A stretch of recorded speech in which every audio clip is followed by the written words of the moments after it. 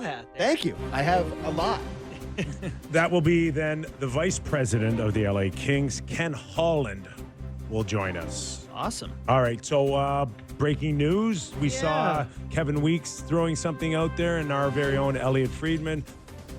Do we have confirmation on a Mr. Nick Ehlers? Yes. The Elliot email did release confirm it. The email release just hit my inbox as well, so it is now officially out there. Nick All right. Ehlers signs with the Carolina Hurricanes. 6 years, $8.5 million per season, 51 mil. He becomes their second highest paid player. Sebastian Aho makes 9.7. Yeah, I was saying to Sam before we came on, they still have $10 million in cap space after this signing with a full roster. So they got lots of, I don't know if they have the top end guys. Some of the teams that we've seen have playoff success, but they got a lot of guys, man. A lot of good players. Cannot believe the money that Carolina is spending, because we have talked in the past about Tom Dundon being a guy that makes you work extremely hard to get your money. Most notably his head coach, Rod Brindamore, who has been negotiating for like probably 4 years before he finally settled in on his contract. I don't think he's remotely close to being the highest paid coach in the league anyways, but now we're watching him spend, I don't know, on two guys over $100 million in Nick Ehlers and, of course, Keandre Miller. Well, and they gave another $50 million to Stanko. So they committed. Wow. Yeah, they committed all that money over the next, 6, 7, and 8 years. So long-term plans, and the idea is that, to be competitive in this league, those are going to be value contracts. I wonder over time. I wonder in that dressing room where some guys have been told that you needed to take less. And I put Slavin right there. Like, Slavin had a very good reputation for being this up-and-coming great defenseman in the league. I don't know, at the point where he was negotiating his long-term 8-year deal, a year and a half ago, that anybody would say, well, this guy's going to win a Norris one day. But he blossomed in the Four Nations. And now he's locked in at a contract that today would have been worth 10 or 11 million bucks. And I think that's what Carolina wants to do. They want to see these guys and pay them before the breakout happens, before you have to go, oh, now he's a 10 or 11 million dollar guy. So that's what good GMs do. I know it is. Get value. I get it. I just think that, for a guy like Keandre Miller now to become the highest paid defenseman on the team, I hope he can act like the best defenseman on the team. Yeah. They're paying him to be the 40th best D in the league, by contract price or whatever it is. But yeah, certainly you have expectations when you sign a $60 million contract. Not nothing. A lot of fabulous work to lose to the Florida Panthers in 5 games in the conference final. Well, and that's part of this too. Is, I think they're better than they were. Sure. They're trying to get closer. But, if I'm going to get through the Panthers, I'm not going to be like, I'm signing Ehlers and Keandre Miller. That's not the guys I'm going Who would you have signed as UFAs? Well, no, I wouldn't. I would know. I know what you trying mean. to get better. But those aren't the type of players that I guess no one has success. Where does Nick Ehlers fall in now? Because he's paid like a top winger right now, right? And what do you think 8.5 puts him in the league? Was good question. He was not one of their top players in Winnipeg. He fit in on the depth chart. Where was he on the depth chart in Winnipeg? 5, 6, or 7?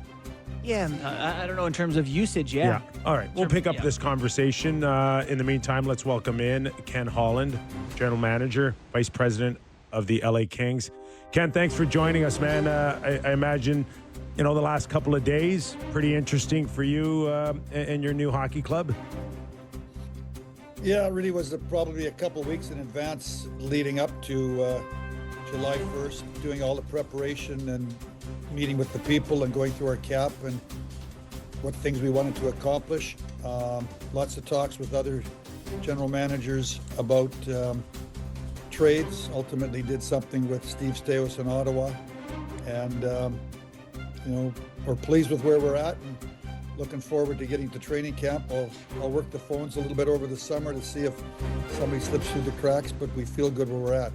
I want to get into a few names for sure, and the decisions to add depth to your blue line. But just first of all, Ken, just take us back a little bit and where you were when you left Edmonton and the thought of, what's next for Ken Holland. I got to tell you, buddy, if I had your Stanley Cups and your success under my belt, and most importantly, your money, Ken, if I really had your money, I wouldn't have touched another job like this with a 10-foot pole. So why another crack at running a hockey club now? When we got into February and March, actually my wife asked me how I was thinking, Cindy, and I said that I kind of had the itch, and if the phone rang with the right opportunity, I'd be interested. LA was a perfect fit for a whole lot of reasons, personally, professionally. Professionally, I had a relationship with Luc Robitaille. It's a good hockey team, great ownership. Lots of really good players here. Rob Blake and his people have done a real good job in rebuilding the team. Personally, it's out west, and we're Western people. When I'm on a road trip, it'll be easy for my wife to jump on a plane and fly to Calgary to see our daughters and grandchildren, or go to our place in British Columbia. And we expect to have lots of company down here. So, I wanted to make sure that the move was good, not only for me, but for my wife. And so I'm excited to have this opportunity and see if I can make a little bit of a difference here. Ken, I'm a Western guy myself. It's been fun following your career. I remember you used to be around the rink when I was at the Vernon Vipers back in the day, and seeing all the success you've had. So, with you staying out west, how quick has this how easy is the transition from Edmonton to LA been? You probably knew the Kings roster and players as well as you did any other team in the league. Yeah, obviously we have played the 3 series against them the three previous years. So, you know what? I watched a ton of hockey this year, and I watched, I'd say 6 to 8 teams closer than the others. LA was one of them, because of Warren Fogle and former Oiler, and it's out west, and I could kind of finish my night scouting with a game from the West Coast. So between our series and then watching them a lot this year, I had a real good feel for the team.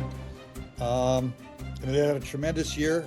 Obviously, they just haven't been able to get by Edmonton. But out of the 4 series they played, 3 have been real close. And so, we made some moves here over the last few days that we hope make us a little bit bigger, deeper, and better. And it's going to be hard to make the playoffs. A lot of teams in the West got better, so it's going to be a real grind to try to get into the playoffs. But we feel good about where we're at right now.